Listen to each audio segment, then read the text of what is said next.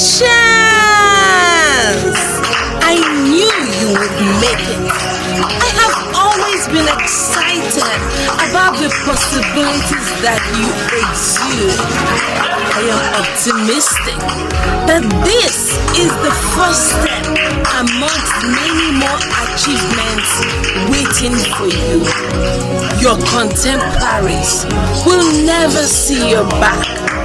You were born. 2080 मा नि त्यो 2080 मा हाम्रो ISTSC मा ल्याउने भनेको गौरव नै हो हैन कति आयो गौरव 3.85 GB उसले हामी पर्सेन्टेज गरेको थियो त 96.25 आएको हाइएस्ट जुन पर्सेन्टेज आएको थियो हाम्रो अनि जो ठुलो स्कुलहरु छ त्यो स्कुल पनि हेर्यो भने त्यति छैन हाम्रो यहाँको बच्चा धेरै जना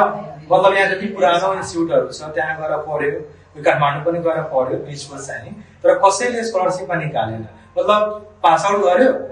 स्कलरशिपको जुन एक्जाम हुन्छ त्यसमा नाम निकालेर पास गर्यो मात्र एडमिसन गर्यो पैसाले पर्दैछ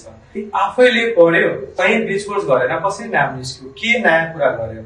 अनि अरु नयाँ बच्चाहरूले जो अहिले एससी एक्जाम दियो 2081 मा उनीहरूले के गर्छ भने उनीहरूले स्कलरशिपमा नाम निकाल्न सक्छ सिम्पली कन्सिस्टेन्सी राख्नुपर्छ सधैँ पढ्नुपर्छ अलिअलि पढ्यो तर सधैँ पढ जब यस्तो फाइनल एक्जाम आउँछ यसको 1 महिना पहिला पढ्यो त्यसरी हुँदैन त्यसरी आउनै सक्दैन अहिले पनि कन्सिस्टेन्सी प्लस हार्ड वर्क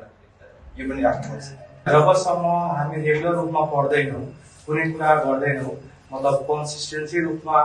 मतलब कुनै काम गर्नमा कसैले केही मतलब स्कलरशिपमा कुनैमा केहीमा राम्रो पर्सेन्टेज ल्याउनै